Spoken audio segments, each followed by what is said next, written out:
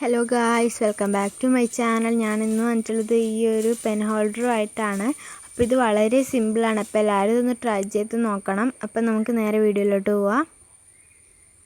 അപ്പോൾ ഞാൻ ഇതുപോലത്തെ ഒരു കാർഡ്ബോർഡിൽ നിന്ന് ഇതുപോലൊരു സർക്കിൾ കട്ട് ചെയ്തെടുത്തിട്ടുണ്ട്. ഇനി നമുക്കിത് ഇതുപോലത്തെ സിക്സാങ് പാറ്റേണിലുള്ള പേപ്പർ വേണം. അതിനായിട്ട് അത് എനിക്കിപ്പോൾ കിട്ടിയിരിക്കുന്നത് നമ്മുടെ ഫെവിക്രിലിൻ്റെ അതിൽ നിന്നാണ്. അപ്പോൾ അത് നമുക്ക് വീട്ടിൽ തന്നെ ഉണ്ടാവും.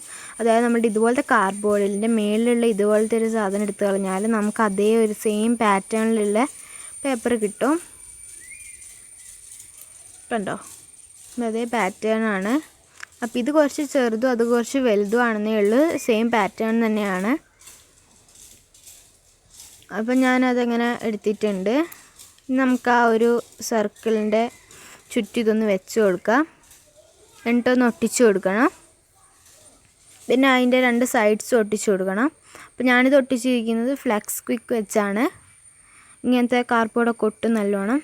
ഫെവിക്കോൾ വെച്ച് ഒട്ടുമോയെന്ന് എനിക്കറിയില്ല. അപ്പം ഞാൻ ഒട്ടിച്ചെടുത്തിട്ടുണ്ട്. ഇനി നമുക്കിതിൽ നമ്മളുടെ ഫെവിക്രിലിൻ്റെ അൾട്രാ മറൈൻ ബ്ലൂ അടിച്ചു കൊടുക്കാം. നിങ്ങൾക്ക് മറ്റേ ഫാബ്രിക് പെയിൻറ്റ് യൂസ് ചെയ്യാൻ പറ്റും. അപ്പോൾ ഇതിന് 20 രൂപയാണ്. അപ്പോൾ എന്തായാലും നമുക്കിതൊന്ന് അടിച്ചു കൊടുക്കാം. അപ്പോൾ ഞാനിത് അടിച്ചു കൊടുത്തിട്ട് എല്ലാ സ്ഥലത്തും പെയിൻറ്റ് ആവുന്നില്ല. കാരണം അത് അങ്ങനത്തെ ഒരു പാറ്റേൺ ആയതുകൊണ്ട് ഇങ്ങനെ പെയിൻറ്റ് അടിക്കാൻ കുറച്ച് ബുദ്ധിമുട്ടാണ്.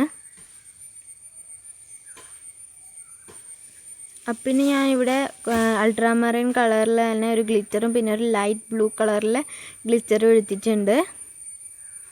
അപ്പം ഇനി നമുക്കിതൊന്ന് ഓപ്പൺ ചെയ്യാം. നെക്സ്റ്റ് ഞാനവിടെ ഗ്ലൂ തേച്ചിട്ടുണ്ട്. നമുക്ക് അവിടെ ഒന്ന് ഇങ്ങനെ പതിയെ ഇങ്ങനെ ഒന്ന് ഇട്ട് കൊടുക്കാം. അപ്പോൾ ഞാൻ ഇട്ടിട്ടുണ്ട്. ഒരു തിളക്കം കിട്ടാൻ വേണ്ടിയിട്ടാണ്. അപ്പോൾ ഞാനവിടെ അവിടെ ഇവിടെയൊക്കെ ആയിട്ട് ഇങ്ങനെ ഇട്ടിട്ടുണ്ട്. അപ്പോൾ എന്തായാലും നമുക്കിതിൽ കുറച്ചും കൂടി ഇട്ടിട്ട് ഇതിൻ്റെ ഫൈനൽ ലുക്ക് നോക്കാം. അപ്പോൾ ഇതാണ് ഇതിൻ്റെ ഫൈനൽ ലുക്ക്. ഈ വീഡിയോ ഇഷ്ടപ്പെട്ടാൽ ലൈക്ക് ചെയ്യുക, ഷെയർ ചെയ്യുക, സബ്സ്ക്രൈബ് ചെയ്യുക. അതുപോലെ തന്നെ നിങ്ങളുടെ അഭിപ്രായ നിർദ്ദേശങ്ങളൊക്കെ താഴെ കമൻറ്റ് ബോക്സിൽ ഏർപ്പെടുത്തുക. അപ്പോൾ എന്തായാലും നമുക്ക് ഇതുപോലത്തെ ഒരു നല്ല ക്രാഫ്റ്റ് വീഡിയോയിൽ കാണാം.